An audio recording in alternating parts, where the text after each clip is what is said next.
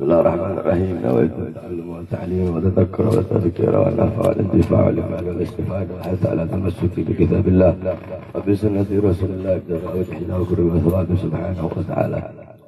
السلام عليكم ورحمة الله وبركاته. وعليكم السلام ورحمة الله وبركاته. بسم الله الرحمن الرحيم. الحمد لله القوي سلطانه الواضح البرهانه المبسوط في الوجود كرمه وإحسانه. اللهم صل وسلم وبارك وكرم وعظم على مفتاح باب رحمة الله عدد ما في علم الله صلاة وسلاما دائمين بدوام ملك الله وعلى آله وصحبه عدد كل ذرة ألف مرة. أما بعد.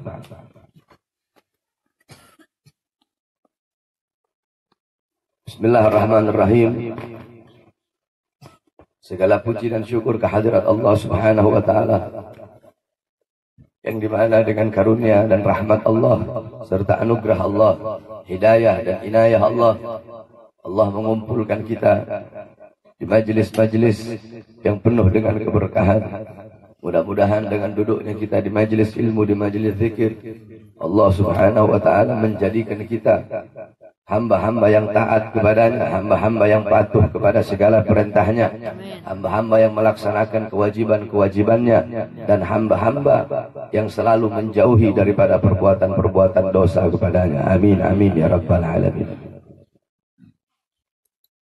Bab selanjutnya adalah bab tentang riyadhah dan kecenderungan hawa nafsu. Bab tentang riyadhah dan kecenderungan daripada syahwat. Bismillahirrahmanirrahim. Auhallahu ila Musa alaihi salam, ya Musa, in aradta an akuna agrab ilaika min kalamika ila lisanika wa min waswasati qalbika wa min ruhika ila badanika wa min nuri basarika ila ainika wa min sam'ika ila udunika fa akthar min salati ala Muhammadin sallallahu alaihi wasallam. Qala ta'ala wal tandur nafsun ma qaddamat li ghadin, yakni ma amilat li yaumil qiyamah. Allah Subhanahu wa taala mewahyukan kepada Nabi Musa alaihi salam, ya Musa, wahai Musa, in aradta, jikalau engkau mau, an akuna, bahwasanya aku menjadi akrabu ilaika, aku menjadi sesuatu yang sangat dekat kepadamu. Habib Rafiq. Fadal.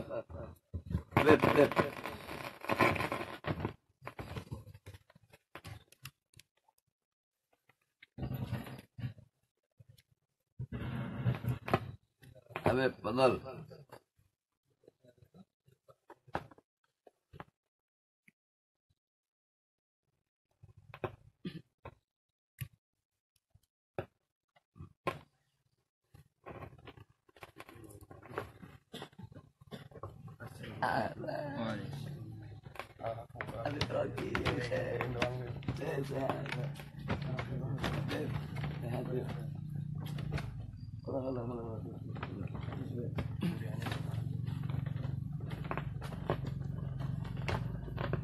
Bismillahirrahmanirrahim.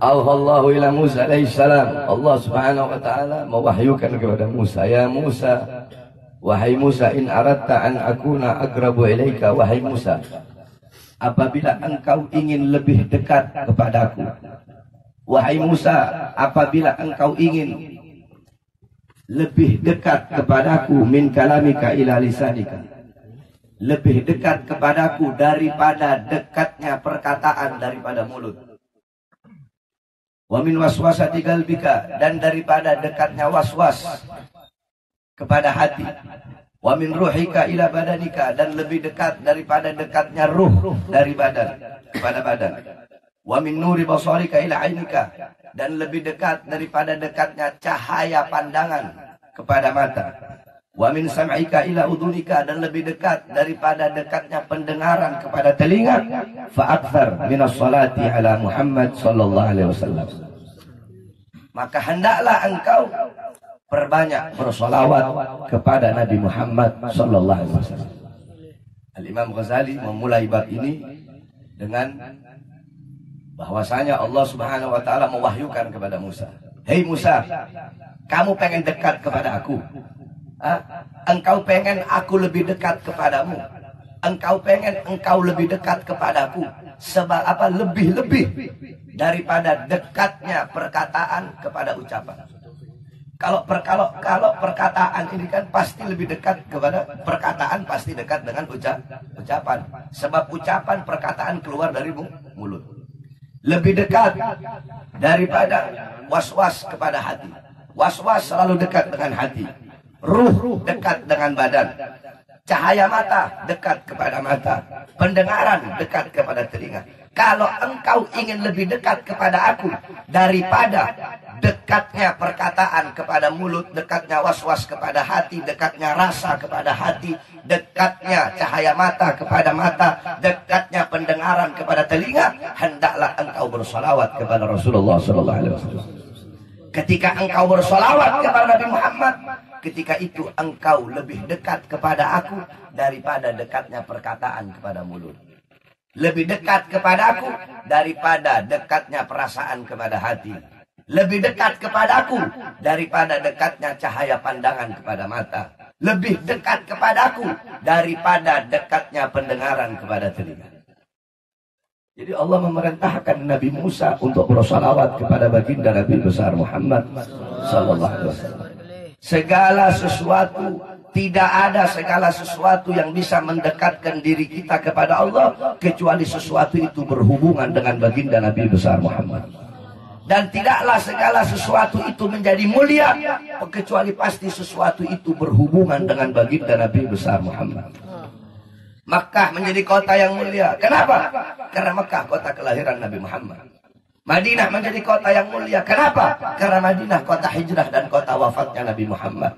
Hajar Aswad menjadi batu yang mulia. Kenapa? Karena Hajar Aswad pernah dicium oleh bibir yang mulia baginda Nabi besar Muhammad.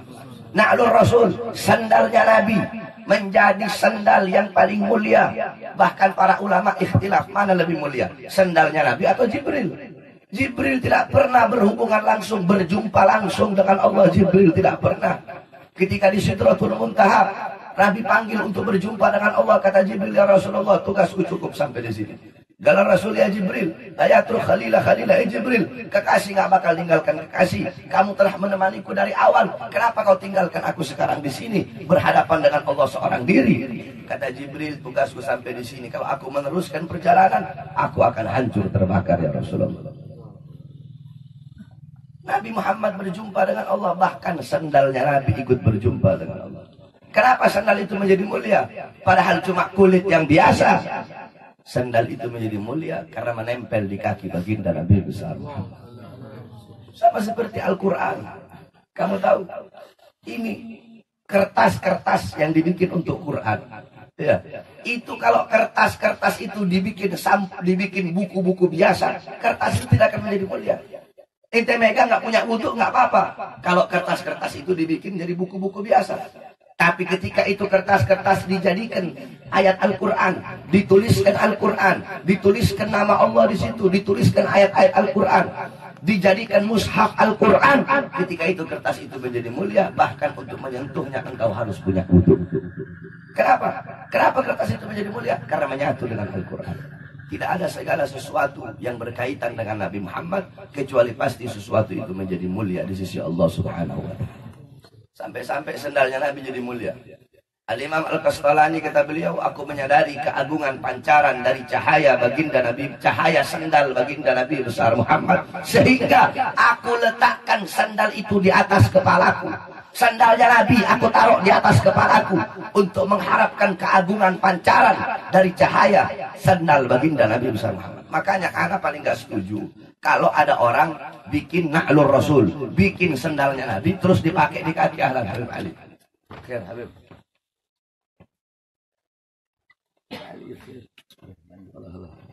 Makanya anak paling tidak setuju kalau ada orang yang bikin na'lur Rasul, bikin sandalnya Nabi terus dia pakai di kaki. Itu galil adab, nggak punya adab sama Nabi Muhammad.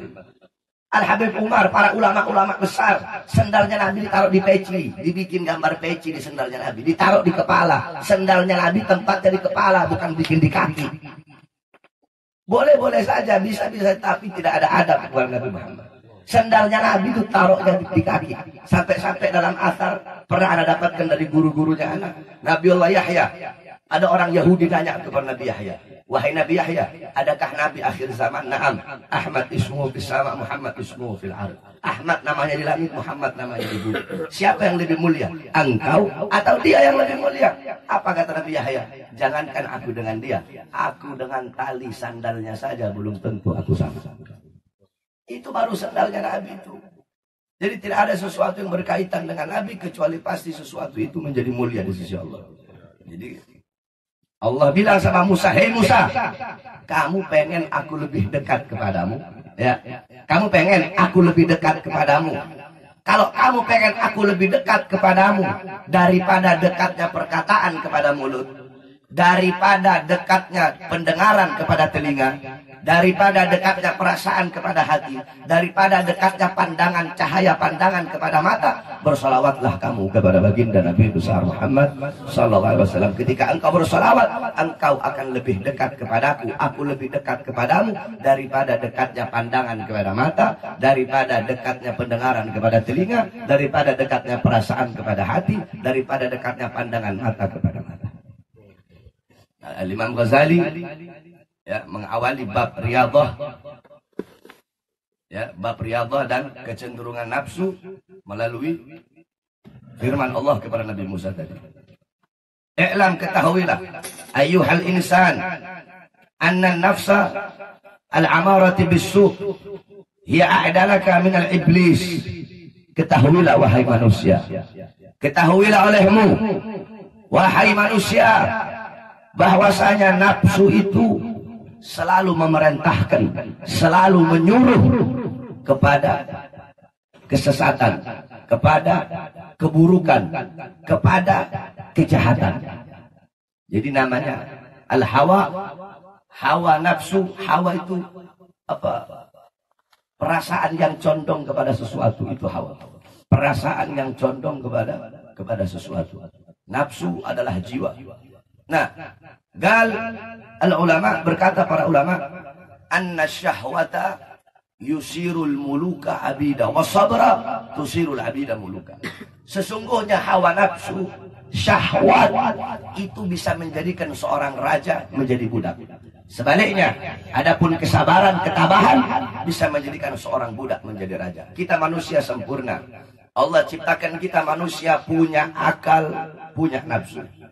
Al-bahaim, binatang Allah ciptakan bagi mereka nafsu bila akal, tanpa adanya akal. Malaikat Allah ciptakan bagi mereka akal bila nafsin, tanpa nafsu. Kita manusia sempurna, Allah ciptakan akal dan nafsu. Apa-apa yang tidak ada pada binatang ada pada kita.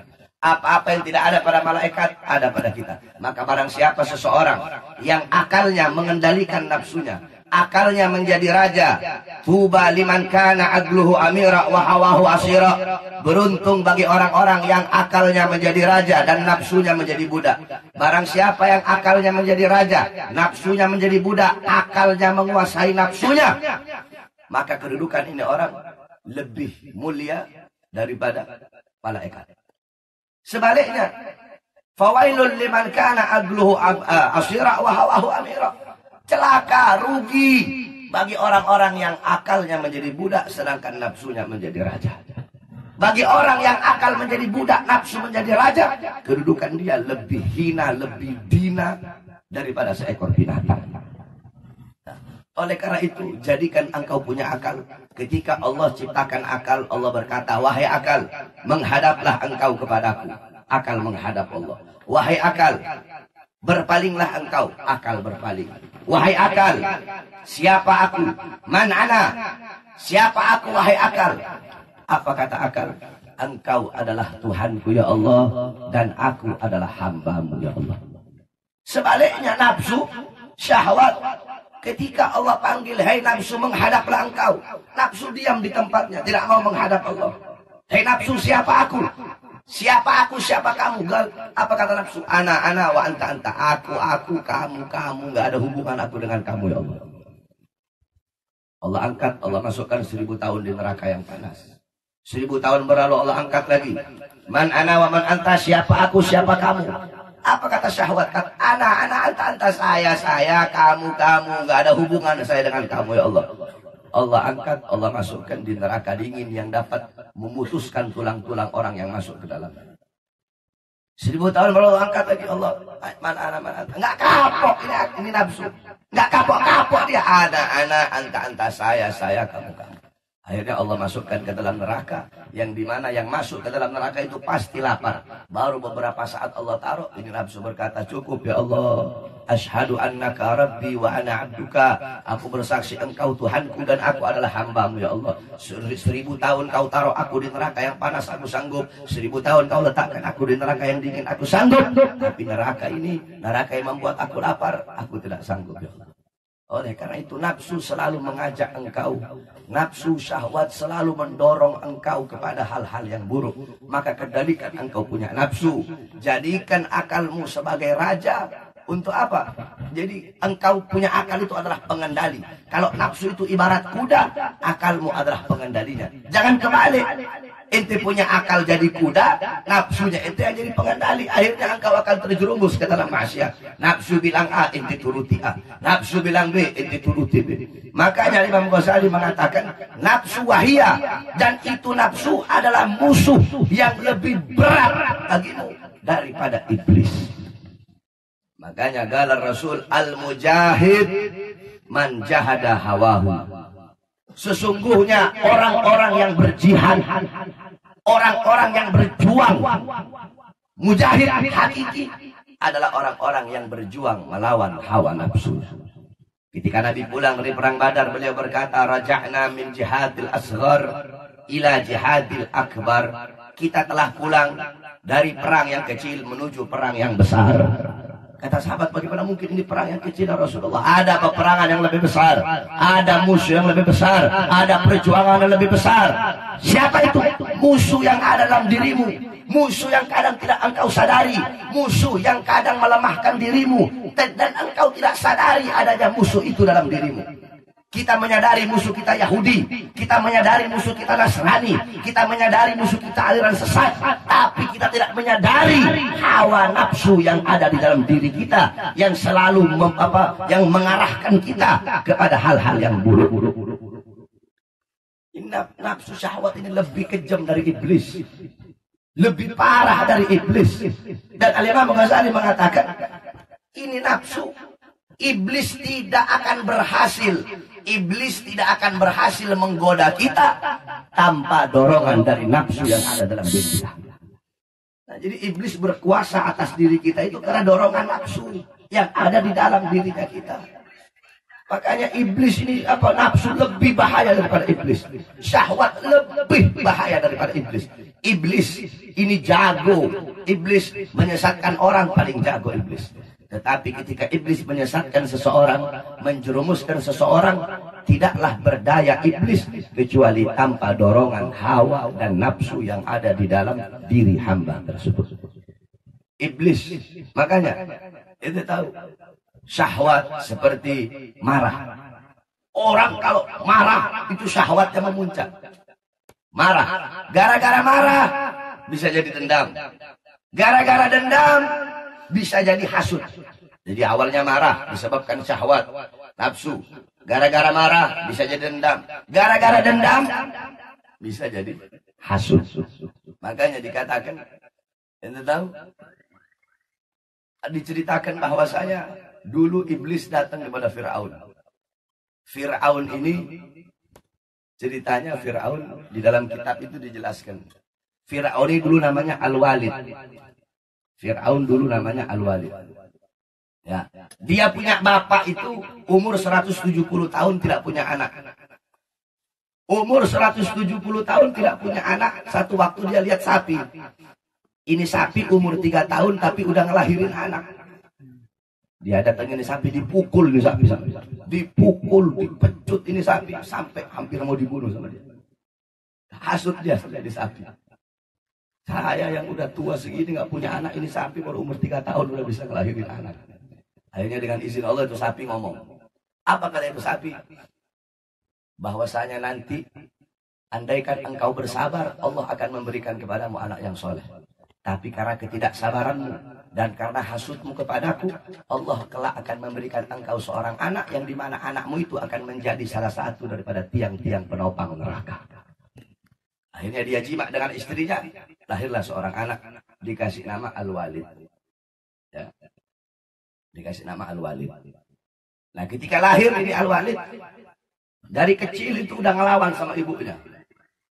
Asal ibunya suruh ini, selalu dia bilang, udah diri saya. Apa saya bisa nolong diri saya gitu. Aun. Jadi Fir'aun itu dari situ awalnya. Aun itu artinya aunun, pertolongan. Udah saya bisa nolong diri saya sendiri. Terserah saya, Aun. Saya bisa nolong diri saya sendiri, gak usah peduliin saya. Saya bisa jaga diri saya sendiri. Saya bisa tolong diri saya sendiri. Aunun. Dari kecil dia dididik, tidak terdidik dari kecil. Sehingga dari kecil itu dia suka main judi. Ketika dia suka main judi, kalah main judi, dia pergi keluar. Dia lari. Sehingga dinamakan, dikasih gelar Firra, melarikan. Yakni Fir'aun. Jadi Fir'aun itu nama aslinya adalah Al-Walid. Nah iblis mendatangi si Fir'aun. Ketika iblis mendatangi Fir'aun, apa kata iblis? Saya ini nggak pernah lihat orang kayak kamu. Lebih hebat dari saya. Sedurhaka-durhakanya saya ini nggak pernah ngaku Tuhan. Sebejat-bejatnya saya nggak pernah ngaku Tuhan. Kata si iblis. Kamu ngaku Tuhan, hebat. Kalah saya sama kamu, kata iblis. Saya cuma nggak mau sujud sama Adam, tapi nggak pernah saya ngaku Tuhan. Dan tidak terbesit dalam pikiran saya itu untuk ngaku Tuhan. Tapi kamu, hebat kamu. Kamu bisa ngaku Tuhan. Terus Fir'aun nanya, iblis, kira-kira ada nggak ya makhluk yang lebih bejat dari kita berdua? Kira-kira ada nggak ya makhluk yang lebih hina dari kita berdua? Kata iblis, ada On. Apa itu? Orang yang hasud itu lebih bejat, lebih hina dari kita berdua. Kok bisa? Ente tahu, kata iblis. Ana dulu pernah ada orang yang udah ana goda, berhasil masuk, merasuki pikirannya dia, godaan-godaannya ana. Karena ana senang, ana bilang sama dia, ente mau apa aja ana kasih. Terserah ente mau minta apa ana kasih. Ini orang-orang hasud, hasid. Ini orang minal hasidin. Dia bilang, ana nggak minta apa-apa. Ana cuma mau minta satu. Binatang ternaknya binatang ternaknya tetangga ana, itu ente matikan. Itu aja. Kata iblis, waduh, ana nggak bisa kalau itu. Udah begini aja. Ente ana kasih puluhan kali lipat itu binatang ternak. Semua dia punya satu, ana kasih ente 10. Dia punya 2, ana kasih ente 20. Gimana? Ana nggak mau. Ana nggak butuh binatang ternak dari ente. Ana nggak butuh. Yang ana butuh binatang ternak tetangga ana itu mati. Coba itu yang ana butuh. Itu bahayanya hasud. Nah, hasud itu karena dendam karena marah. Kemarahan itu berasal dari hawa nafsu syahwat. Jadi yang berasal dari syahwat ini, makanya dikatakan syahwat itu lebih kejam dari iblis ya tadi itu. Tadi Imam Ghazali bilang nggak salah. Syahwat nafsu lebih kejam daripada iblis. Wan nafsu katiflu an tuhmilhu syabba ala hubbir radai wa in taftimhu ya fatimi. Al-Imam Ghazali bilang hawa nafsu syahwat itu bagaikan anak bayi yang menyusui. Kalau tidak disapi, ente kalau sama ibu ente nggak disapi sampai sekarang masih nyusu ente. Kan kalau orang-orang dulu itu kan disapi. Kalau udah asal 2 tahun nanti susunya dikasih. Kalau kita orang di sana di Sulawesi dikasih getah pepaya. Ya, susu ibunya kita tuh dikasih getah pepaya. Si Adil ketawa dia ngomong getah pepaya. Dikasih getah pepaya sehingga ketika waktu kita masih bayi kita nyusu ngerasa pahit akhirnya berhenti. Nah nafsu itu kayak bayi, dia menyusu terus, maka ente harus jadi ibunya. Ente sapi, jangan ente turuti kemauan hawa nafsu, jangan ente turuti kemauan syahwat. Makanya para ulama mereka melakukan riyadhah, mereka melakukan mujahadah, mereka menahan diri dari lapar. Kenapa? Dengan itulah mereka menguasai hawa nafsunya. Al-Imam Syafi'i berkata, 15 tahun aku tidak merasakan yang namanya kenyang itu seperti apa. Karena nafsu syahwat bisa dikalahkan hanya dengan apa? Dengan menahan rasa lapar. Jadi jangan ente terlalu kenyang. Biasakan diri itu dan menahan rasa lapar. Para ulama mujahadah, Al-Habib Ahmad bin Zaid Habsyi, Al-Habib Hasan bin Saleh Al-Bahar, Al-Habib Hasan bin Saleh Al-Bahar selama puluhan tahun cuma makan terigu, makan tepung pakai minyak samin. Dilawan, nafsunya pengen makan, dilawan, syahwatnya dilawan. Mereka mujahadah, mereka riyadhah. Habib Bakar Muhammad Segaf Gresik 15 tahun khalwat, menyendiri. Untuk apa? Untuk mendidik. Untuk apa? Untuk melatih hawa nafsunya. Sehingga mereka orang-orang mulia, orang-orang saleh mendapatkan maqam dan derajat yang tinggi di sisi Allah Subhanahu wa taala. Makanya dikatakan di sini oleh Nabi Allah, ya, dikatakan oleh Nabi Allah Sulaiman kalau tidak salah. Dikatakan oleh Nabi Allah Sulaiman alaihissalam bahwasanya kalau Nabi Sulaiman, Nabi Daud, seseorang yang melawan hawa nafsunya lebih berat daripada satu orang yang menghancurkan satu kota. Itu lebih berat karena begitu berat nafsu, begitu beratnya syahwat. Akan tetapi jangan engkau putus asa, gunakan engkau punya akal. Makanya di sini dikatakan oleh Allah di dalam Al-Quran, ya. Maka lihatlah, apakah engkau tidak melihat, apakah engkau tidak memikirkan, ya, apakah engkau tidak tahu, apakah engkau tidak merasakan, apakah engkau tidak melihat apa-apa yang akan terjadi di hari yang akan datang, amal-amalmu di hari yang akan datang. Jadi engkau berpikir, Allahun afala ta'qilun, tidakkah kalian berpikir? Allah berikan kepada kalian akal, gunakan akal tersebut untuk berpikir. Jangan sampai syahwat menguasai engkau punya nafsu. Karena syahwat menjerumuskan engkau ke dalam maksiat. Apabila engkau ikuti itu nafsu, apabila engkau ikuti itu syahwat, wa in radita anha, apabila engkau ridha kepada nafsu, apabila engkau ridha kepada syahwat, wa taba'ta amraha, dan engkau mengikuti perintah-perintah nafsu, halakta, maka engkau akan musnah, maka engkau akan binasa, maka engkau akan hancur. Lihat Nabi Adam alaihissalam. Nabi Allah Adam, Allah udah bilang, hei Adam, jangan kamu dekati ini pohon. Adam, jangan kamu dekati ini pohon, Adam. Akhirnya iblis datang menggoda Adam. Hei Adam, itu pohon, malaikat semua makan itu pohon itu, makanya mereka kekal abadi di surga. Coba ente makan. Nabi Adam tidak mau. Kuat imannya. Iblis lihat si Hawa lagi lemah, Hawa perempuan lemah. Datang iblis kepada Hawa. Hei Hawa, kalau kamu makan itu, kamu akan abadi, kamu akan bertambah cantik. Datang Siti Hawa, goda Nabi Adam, dibumbui sama iblis. Sehingga apa? Nabi Allah Adam pun memakan buah. Itu Hawa, Siti Hawa, perempuan. Makanya perempuan ini luar biasa. Nabi Allah Adam dikeluarkan dari surga karena wanita. Darah pertama kali jatuh di muka bumi karena wanita. Perang antara Romawi dan Yunani, puluhan juta manusia wafat. Gara-gara apa? Cuma gara-gara satu perempuan.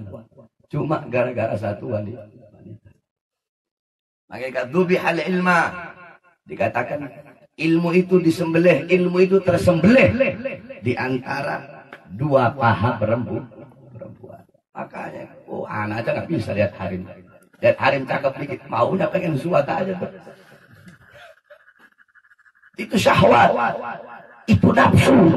Nah makanya jadikan kau punya akal sebagai raja, kemudian syahwatmu jadikan sebagai budak. Ketika engkau jadikan akalmu sebagai raja, nafsumu, syahwatmu sebagai budak, maka engkau akan menjadi orang-orang yang beruntung.